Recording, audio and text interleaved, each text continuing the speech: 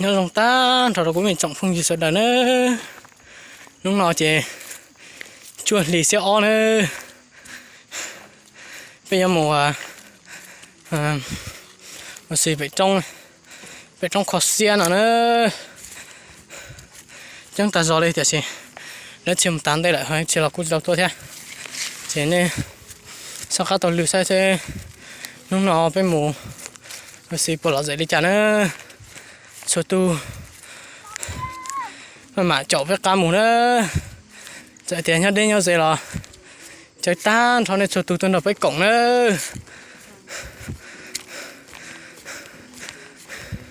sai cực kiến nó chụp không gì nè bà mà hi hi hu hu thế này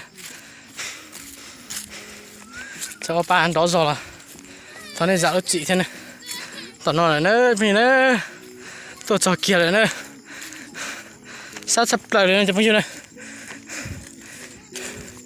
chứ mới rồi sát tạm bỏ lên giọng nói lên nữa tôi cho biết lành tao nói đây là thì xin cho biết lành thế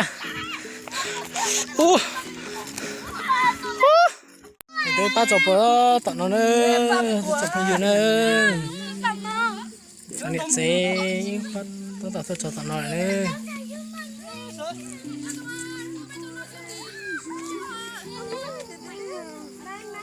nhưng mà nó sẽ lọt dễ hành ấy chẳng phải gì đấy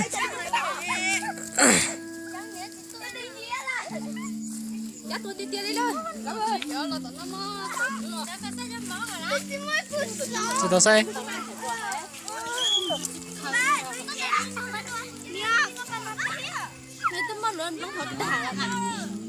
ủa sao họ đây cả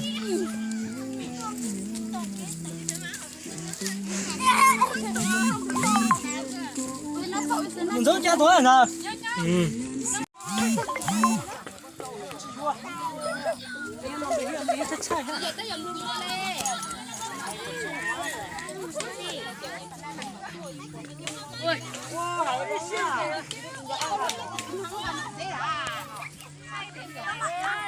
Tùng này mà, con này quay về đẹp quay đất rất tùng này mà.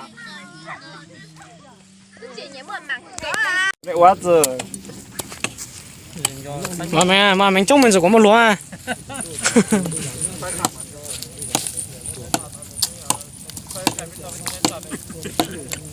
Ôi, nên nó thải cho nó chỉ nọ bên nọ mẹ. Chỉ là. giờ thằng nói cho nó chỉ lấy ha Cứ cậy điện á không tả. Chỉ không có đủ nó. quá có thực tông Nó chỉ cần đánh cậy là nó. Tôi xí ở nó. Thì mua dầu rau mà mua dầu rau đó mà hay hả? Ta không bỏ ra. cái hóa cái một chỉ cho có cái mà hả? Ăn mùa ba. Một chỉ cho cái nó. tôi có chứ sổ bỏ xe mà tôi à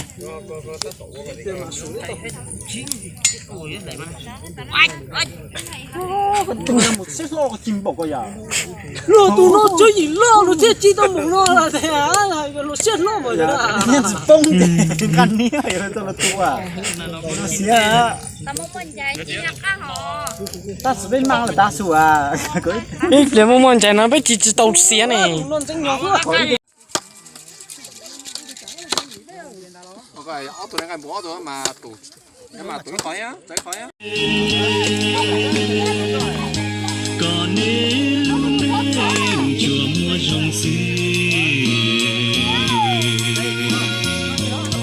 Allah của thầy do trên và chữ nên luôn anh thia tàu trời công